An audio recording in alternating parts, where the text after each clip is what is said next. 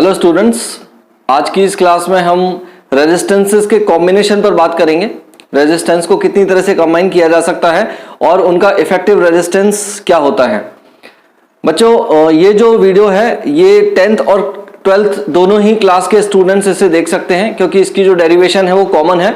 दोनों ही क्लासेस में ये सेम यूज में आती है और अगर ये कॉम्बिनेशंस हमें समझ में आ जाते हैं तो हमें रेजिस्टेंसेस के कॉम्बिनेशन को फिगर देख के डिटेक्ट करना बहुत इजी हो जाता है।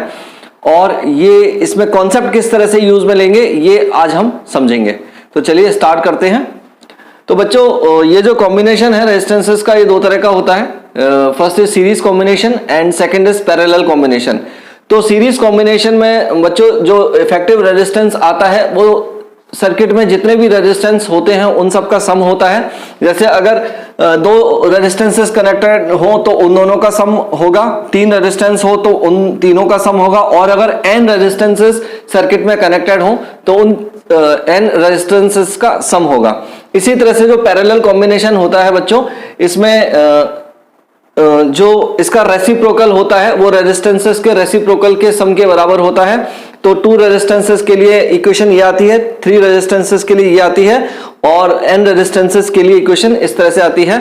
इसमें यहां हम एक चीज मेंशन करना भूल गए हैं बच्चों, सीरीज कॉम्बिनेशन को पोटेंशियल डिवाइडर कहते हैं। यहां लिख लेते हैं हम इस कॉम्बिनेशन को बच्चों पोटेंशियल डिवाइडर कहते हैं, क्योंकि ये वोल्टेज को या पोटेंशियल को डिवाइड करता है।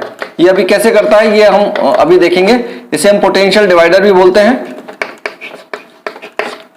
और पैरेलल कॉम्बिनेशन को बच्चों करंट डिवाइडर बोला जाता है, क्योंकि इलेक्ट्रिक करंट को डिवाइड करता है। तो ये जो डेरिवेशन है बहुत ही इजी है, और अगर ये समझ में आ जाता है बच्चों तो आपको एग्जाम में ऐसा फ्री के मार्क्स है इसमें। So this is the series combination of resistances, students. We are observing here that 3 resistances whose values are R1, R2 and R3 are connected in series. यानी यहाँ पर 3 रेजिस्टेंस है बच्चों जिनकी value R1, R2 and R3 है। Normally books में क्या होता है बच्चों, ये जो रेजिस्टेंसेस हैं ये एक ही तरह से शो किए जाते हैं। यहाँ पर मैंने तीनों रेजिस्टेंसेस अलग बनाए हैं ये कॉन्सेप्ट को समझाने के लिए।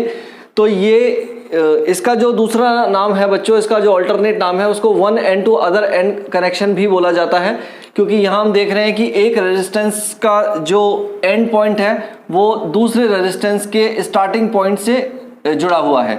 इसी तरह से जो सेकंड रेजिस्टेंस है इसका जो एंड पॉइंट है वो थर्ड रेजिस्टेंस से स्टार्टिंग पॉइंट से जुड़ा हुआ है। तो इस तरह से जो इसका नाम होता है बच्चों वो one end to other end connection भी होता है। और यहाँ पर हम देख रहे हैं बच्चों कि इसको सीरीज कॉम्बिनेशन को पोटेंशियल डिवाइडर बोला जाता है। ये कैसे है ये हम देख रहे हैं कि ये जो सप्लाई वोल्टेज है यानी जो सप्लाई पोटेंशियल है बच्चों, ये रेजिस्टेंसेस के अकॉर्डिंग डिवाइड हो जाता है, क्योंकि ओम्स लॉ से हम जानते हैं कि जो पोटेंशियल होता है वो करंट और रेजिस्टेंस का मल्टीप्लिकेशन होता है, क्योंकि जो फॉर्मूला होता है वो V = IR होता है। तो बच्चों जिस रेजिस्टेंस की जितनी वैल्यू होगी वो उसी के अकॉर्डिंगली उसमें एक पोटेंशियल ड्रॉप होगा, जिसको हम V = IR से शो करेंगे। तो यहाँ पर अब इसकी डेरिवेशन देखते हैं बच्चों। चूंकि इसको पोटेंशियल डिवाइडर बोला जाता है तो यहाँ पर जो बच्चों तीनों रेजिस्टेंसेस में पोटेंशियल्स की वैल्यू होगी वो भी डिफरेंट होगी। तो यहाँ स्टार्ट करते हैं। हियर V1 की जो वैल्यू होगी बच्चों वो IR1 होगी, V2 की जो वैल्यू होगी वो IR2 होगी, और V3 की जो वैल्यू होगी बच्चों वो IR3 होगी।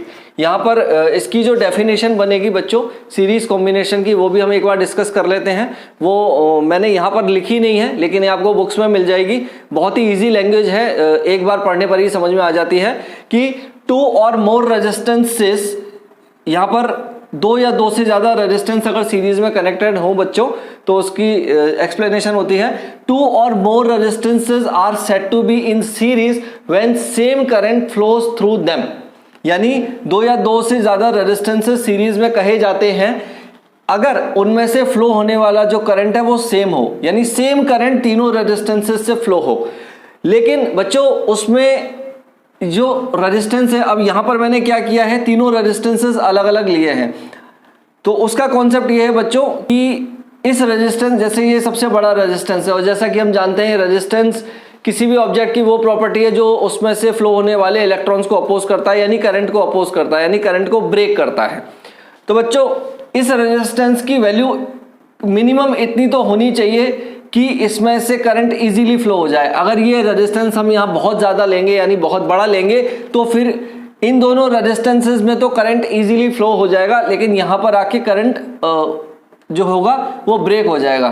तो मैं आपको ये समझाना चाहता हूँ, I want to tell you कि इस रेजिस्टेंस की वैल्यू मिनिमम इतनी होनी चाहिए कि वो इसमें से इजीली पास हो जाए, और ये रेजिस्टेंस इतना छोटा भी नहीं होना चाहिए कि जो सेल या जो बैटरी हमने यहाँ पर लगाई है, जो अप्लाई की है, उसमें से फ्लो होने वाला करंट इस रेजिस्टेंस को जला दे, यानी इस रेजिस्टेंस को डिस्ट्रॉय कर दे। क्योंकि अगर ये रेजिस्टेंस जल गया या ब्रेक हो गया तो बच्चों जो सर्किट होगा वो ब्रेक हो जाएगा और फिर इसमें से करंट फ्लो नहीं होगा। जैसे सपोज कीजिए ये यहाँ से जल जाता है, तो जलने पर बच्चों ये करंट यहीं रह जाएगा और फिर ये इस पूरे सर्किट में फ्लो नहीं हो पाएगा। तो यही रीजन है यहाँ पे ये तीनों रेजिस्टेंसेस अलग अलग बनाने के लिए। तो आई होप ये आपको समझ में आया होगा। तो अब अपन शुरू करते हैं बच्चों। ये वैल्यूज जो होंगी वो इस तरह से होंगी, और यहाँ एक कॉन्सेप्ट और मैं इंट्रोड्यूस कर रहा हूं बच्चों, इक्विवेलेंट रेजिस्टेंस का। तो इक्विवेलेंट रेजिस्टेंस बच्चों किसी भी कॉम्बिनेशन का वो रेजिस्टेंस होता है जिसमें से सेम करंट फ्लो होता है। यानी अगर हम इन तीनों रेजिस्टेंसेस को एक इक्विवेलेंट रेजिस्टेंस शो कर दें, चूंकि ये सीरीज में कनेक्टेड है बच्चों, तो मैंने इसको आरएस से शो किया है। जब हम पैरेलल पढ़ेंगे तो मैं उसे आरपी से शो करूंगा। तो यहाँ इक्विवेलेंट रेजिस्टेंस वो रेजिस्टेंस होता है बच्चों जिसमें से वही करंट फ्लो होता है जो इन तीनों रेजिस्टेंसेस में से फ्लो होता है। तो ये भी हम देख सकते हैं। तो नाउ चूंकि ये पोटेंशियल डिवाइडर है बच्चों, तो जो अप्लाइड वोल्टेज है वो इन तीनों के सम के बराबर होगा। That is V1 is equal to V1 plus V2 plus V3। This is equation number 4। अब हम इनकी वैल्यूज पुट कर देते हैं बच्चों। दैट इज ये होगी IR1 plus IR2 plus IR3। अब V की वैल्यू हम इस वाले सेकंड फिगर से देख सकते हैं बच्चों। जो इसमें पोटेंशियल ड्रॉप होगा इस वाले रेजिस्टेंस में, चूंकि इक्विवेलेंट रेजिस्टेंस है जिसकी वैल्यू RS है, तो इसमें जो पोटेंशियल ड्रॉप होगा बच्चों वो IRS होगा। तो यहाँ पे जो V की वैल्यू निकलेगी वो IRS निकलेगी, और अब हम यहां से I कॉमन ले सकते हैं। तो we get R1 plus R2 plus R3, और दिस इज IRS। यहां से I से I कैंसिल। तो जो हमें इफेक्टिव रेजिस्टेंस मिला है बच्चों सीरीज कॉम्बिनेशन का, उसकी जो इक्वेशन है वो कुछ इस तरह से आई है। That is RS is equal to R1 plus R2 plus R3। यानी सीरीज कॉम्बिनेशन में जो इफेक्टिव रेजिस्टेंस आता है बच्चों वो सभी रेजिस्टेंसेस का सम होता है। और यहाँ पर एक जो सबसे बड़ा कॉन्सेप्ट है बच्चों, सबसे मेन कॉन्सेप्ट है वो ये है कि जो सीरीज कॉम्बिनेशन में जो इफेक्टिव रेजिस्टेंस निकल के आता है बच्चों वो सर्किट के सबसे बड़े रेजिस्टेंस से भी बड़ा होता है। जैसे यहाँ पर हम देख सकते हैं कि यहाँ जो सबसे बड़ा रेजिस्टेंस है बच्चों वो R3 है। R3 रेजिस्टेंस की जो वैल्यू है बहुत ज़्यादा है, इसलिए हमने इसे यहाँ पे बड़ा बनाया है। तो बच्चों सीरीज में जो रेजिस्टेंस निकल के आएगा ये हम देख रहे हैं, जो इफेक्टिव सम है वो इस R3 से भी बड़ा होगा, क्योंकि यहाँ पर सभी रेजिस्टेंस जुड़ रहे हैं, इनका सम हो रहा है। तो ये कॉन्सेप्ट है। तो ये था series resistance, series combination of resistance. Now our second connection is students parallel combination of resistances। इसे हम end to end connection भी कहते हैं। end to end connection क्यों कहते हैं स्टूडेंट्स? क्योंकि यहाँ हम देख रहे हैं कि in this circuit 3 resistances are connected in this manner।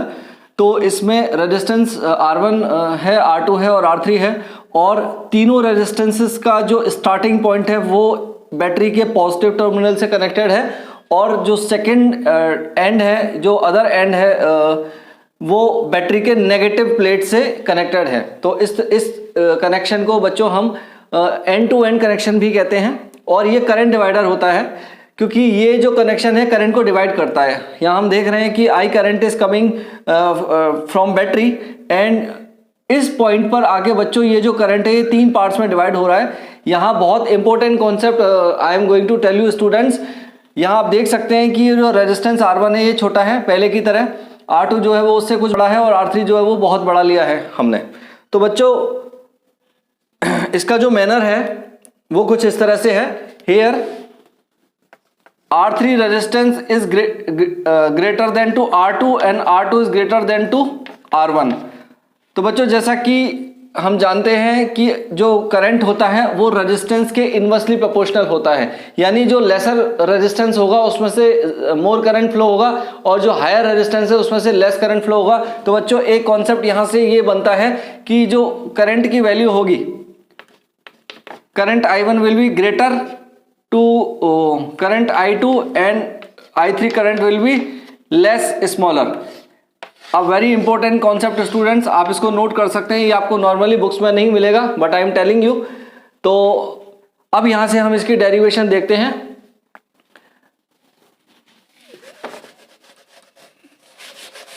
तो since this type of this connection is called current divider बच्चों, तो यहां पर जो करंट होगा वो ब्रेक होगा, और यहां पर जो पोटेंशियल होगा तीनों रेजिस्टेंसेस के वो सेम होगा, और ये अप्लाइड पोटेंशियल के बराबर होगा। तो देखिए ये जो करंट है हम इसे नोड नाम दे देते हैं। Suppose this is node A and this is node B। तो बच्चों यहां पर नोड A पर हम देख रहे हैं कि current is dividing in 3 parts, that is I1, I2 and I3। So we can write the equation as I is equal to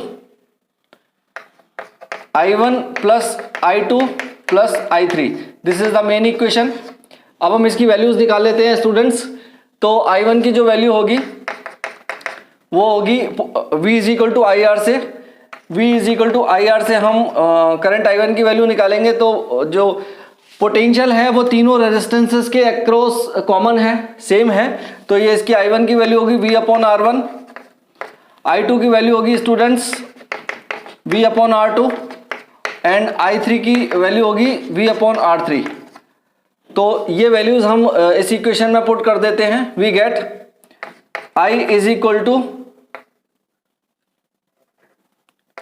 V upon R1 plus V upon R2 plus V upon R3। Now अब हम I की value निकालते हैं ये equivalent resistance के concept से बच्चों, जो अभी हमने स्टडी किया था।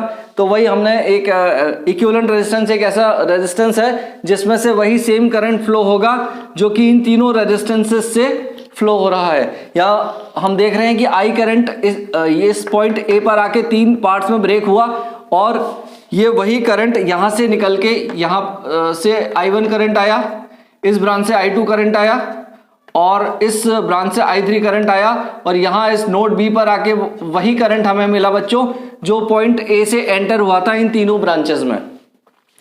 तो अब हम इस I की वैल्यू यहाँ से पुट कर सकते हैं। तो ये होगा V अपॉन RP। ये चूंकि पैरेलल कॉम्बिनेशन का इक्विवेलेंट रेजिस्टेंस है इसलिए हम इसको RP से शो कर रहे हैं, पहले हमने RS से शो किया था। तो ये हो जाएगा V upon R1 plus V upon R2 plus V upon R3. We can take common V from the equation. So we get 1 upon R1 plus 1 upon R2 plus 1 upon R3. और यहाँ से V से V cancel and we got the equation as, यहाँ लिखे हैं, यहाँ लिख लेते हैं। तो हमें जो इक्वेशन मिली है वो स्टूडेंट्स वो मिली है 1 upon RP is equal to 1 upon R1 plus 1 upon R2 plus 1 upon R3। ये इक्वेशन हमें मिली बच्चों पैरेलल कॉम्बिनेशन की। सो we can say in parallel combination of resistances the reciprocal of all the resistance, the sum of reciprocal of all the resistances is equal to the reciprocal of the equivalent resistance. यानी यहां से एक concept आता है बच्चों कि जो effective resistance है वो सबसे छोटे रेजिस्टेंस से भी कम निकल के आता है पैरेलल कॉम्बिनेशन ऑफ रेजिस्टेंसेस में। सीरीज कॉम्बिनेशन में जो सबसे बड़ा रेजिस्टेंस था उससे बड़ा आता है इफेक्टिव रेजिस्टेंस, जबकि पैरेलल कॉम्बिनेशन में जो सबसे छोटा रेजिस्टेंस होता है सर्किट का उससे भी छोटा निकल के आता है। That is the concept. So this is all about series and parallel combination of resistances. Next video में हम बच्चों इससे रिलेटेड कुछ प्रॉब्लम्स करेंगे कि कैसे सीरीज और पैरेलल कॉम्बिनेशन को आइडेंटिफाई किया जाता है। I hope you like the video. Please इसे लाइक कीजिए, सब्सक्राइब कीजिए और शेयर कीजिए। Thank you so much.